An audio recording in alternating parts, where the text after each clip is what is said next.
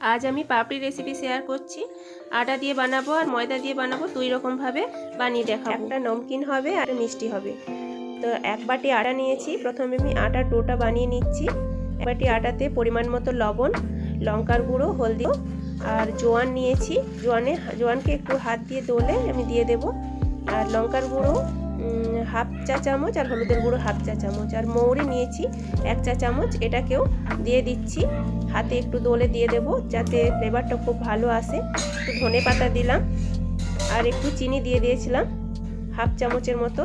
পরিমাণ মতো তেল দিয়েছি 3 থেকে 4 টেবিল চামচ মতো। আর এখানে আমি আটা নিয়েছি 200 গ্রাম। এটাকে খুব ভালো করে ময়াম দিয়ে নিতে হবে। আর তেলটা এমনভাবে দিতে হবে যাতে মুঠো করলে এইভাবে মুঠো হয়ে যায়, আবার ভেঙে ফেললে ভাঙা হয়ে যাবে। তাহলে জিনিসটা খুব ক্রাঞ্চি হবে। এবার অল্প অল্প জল দিয়ে একটা ডো তৈরি করে নেব। ডোটা খুব বেশি নরম করব না, আবার খুব বেশি শক্তও করব না, মিডিয়াম একটা ডো বানিয়ে নেব।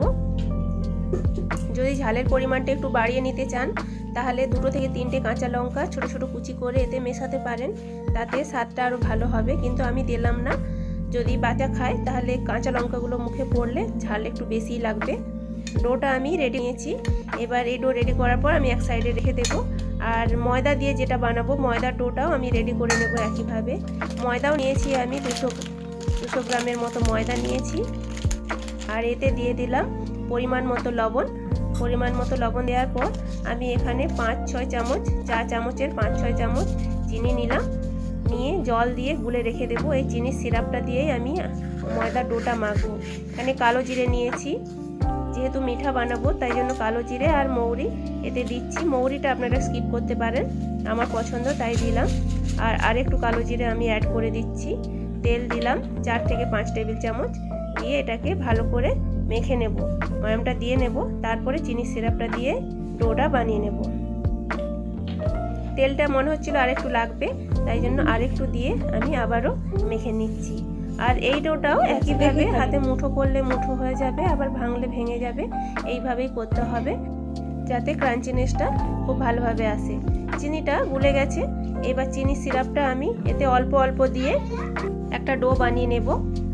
অল্প অল্প দিতে হবে, একসাথে বেশি দেব না। ময়দাতে একটু বেশি পড়ে গেলে কিন্তু খুব অসুবিধে হয় ডোটা বানাতে।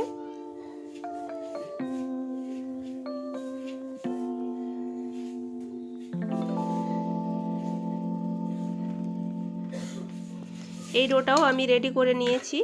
তারপরে প্রথম যে ডোটা বানিয়েছিলাম ওটা থেকে আমি লেচি কেটে নেব। ছোট ছোট আকারে লেচি কাটবো। যেই সাইজের আমি পাপড়িগুলো বানাবো সেই সাইজের লেচিটা কেটে নিচ্ছি। আপনাদের পছন্দ মতো লেচি কেটে নিতে পারবেন, ছোট বড় যেই সাইজের আপনারা মনে করবেন। সবগুলো লেচি কাটা হয়ে গেছে। এগুলোকে হাতের তালুর সাহায্যে আমি গোল গোল করে নিচ্ছি। সবগুলো গোল গোল হয়ে গেলে এবার আমি রোলিং পিনের সাহায্যে বেলে নেব। খুব বেশি মোটা বেলবো না, পাতলা করে বেলবো, আবার খুব পাতলা না হয়ে যায় যাতে ফেটে যায়। লুচিটা যাতে ফুলে না যায় সেই জন্য কাঁটা চামচের সাহায্যে কাট লাগিয়ে নিচ্ছি। তাহলে লুচিগুলো ফুলবে না, ক্রাঞ্চি হবে, পাপড়ির আকারে তৈরি হয়ে যাবে। এইভাবে কয়েকটা লুচি বেলে নেব আর একইভাবে আমি কাট লাগিয়ে নেব কাঁটা চামচের সাহায্যে। তারপরে ভেজে নেব। এই পাপড়িগুলো চাট বানিয়েও খেতে পারবেন এইভাবে। আর এমনি চায়ের সাথেও খাওয়া যাবে বা এমনিও খাওয়া যাবে, যে কোনোভাবে আপনারা খেতে পারবেন। এবার তেল মিডিয়াম হিটে আমি গরম করে নিয়েছি। হালকা গরম হবে, সেই অবস্থায় পাপড়িগুলো ছাড়তে হবে। একসাথে 4-5টা পাপড়ি আমি ভেজে নেব উল্টে পাল্টে। লো মিডিয়াম হিটেই এটা ভাজতে হবে, বেশি হিট দিয়ে দিলে কিন্তু এটা ক্রাঞ্চি হবে না। লাল লাল হয়ে গেছে হালকা, এবার তুলে রেখে দিচ্ছি আমি। একইভাবে প্রায় সবগুলোই ভেজে নেব।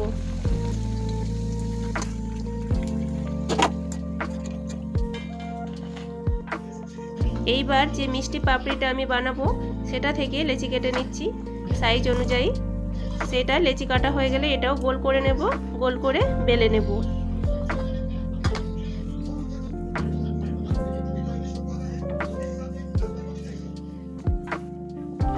এইবার বেলে নিচ্ছি। এইগুলোও পাতলা করে বেলবো, খুব মোটা না থাকে আবার খুব পাতলাও না থাকে। খুব বেশি মোটা হয়ে গেলে না এটা মানে ক্রাঞ্চি হবে না, পাতলা করে বেলে নিতে হবে। আর এটাও কাট লাগিয়ে নেব কাঁটা চামচের সাহায্যে, ফুলে না যায়।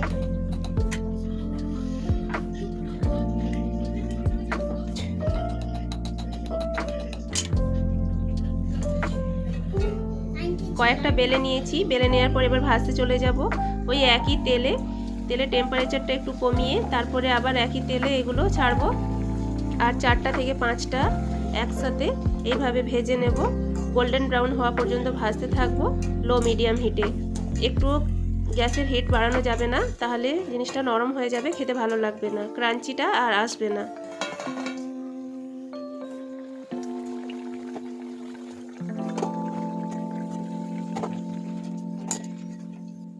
এইভাবে সবগুলো আমি ভেজে নেব। প্রায় সবগুলো ভাজা হয়ে গেছে, দেখতে এরকম হয়েছে। 2 রকম পাপড়ি আমি রেডি করে নিলাম। একটা ঝাল ঝাল লাগবে নমকিন, আর আরেকটা মিষ্টি পাপড়ি। ভিডিও ভালো লাগলে সাবস্ক্রাইব করার অনুরোধ রইল, আর পাশে থাকা বেল আইকন প্রেস করে দেবেন যাতে ভিডিও আপডেট করলে আপনার কাছে পৌঁছে যায় নোটিফিকেশন। তাহলে ফিরে আসছি বন্ধুরা, ভালো থাকবেন, অনেক অনেক ধন্যবাদ।